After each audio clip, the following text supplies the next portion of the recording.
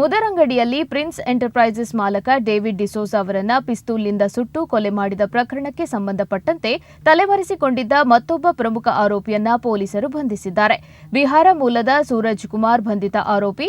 ಈತ ಕೃತ್ಯಕ್ಕೆ ಒಳಸಂಚು ನಡೆಸಿ ಹಣಕಾಸು ಪೂರೈಕೆ ಮಾಡಿದ್ದ ಎನ್ನಲಾಗಿದೆ.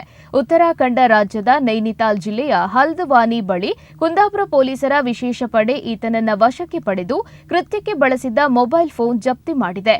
ಆರೋಪಿಯನ್ನ ಇಂದು ಅಂದ್ರೆ ಆಗಸ್ಟ್ 20ರಂದು ನ್ಯಾಯಾಲಯಕ್ಕೆ ಹಾಜರುಪಡಿಸಲಾಗಿದೆ. ಆಗಸ್ಟ್ 7ರಂದು ಮೋಟಾರು ಸೈಕಲ್ನಲ್ಲಿ ಬಂದಿದ್ದ ಶೂಟರ್ಗಳು ಡೇವಿಡ್ ಡಿಸೋಜ ಅವರ ತಲೆಗೆ ಗುಂಡಿಟ್ಟು ಹತ್ಯೆಯನ್ನ ಮಾಡಿದ್ರು. ಈ ಪ್ರಕರಣದಲ್ಲಿ ಈಗಾಗಲೇ ನೇರವಾಗಿ ಭಾಗಿಯಾಗಿದ್ದ ಅಲ್ಮೋರ್ ರಸ್ತೋಗಿ, ಜಿಯಾಹುಲ್ ಬಾಜುಲ್ ಶೇಖ್ ಹಾಗೂ ಒಳಸಂಚು ರೂಪಿಸಿದ್ದ ಮೊಹಮ್ಮದ್ ಇರ್ಷಾದ್, ಚಿಮಾಗ್ ಪೂಜಾರಿ, ಸದಾನಂದ ದೇವಾಡಿಗ ಮತ್ತು ಕಿಶೋರ್ ರಾಮ ಪೂಜಾರಿಯನ್ನ ಬಂಧಿಸಲಾಗಿದೆ.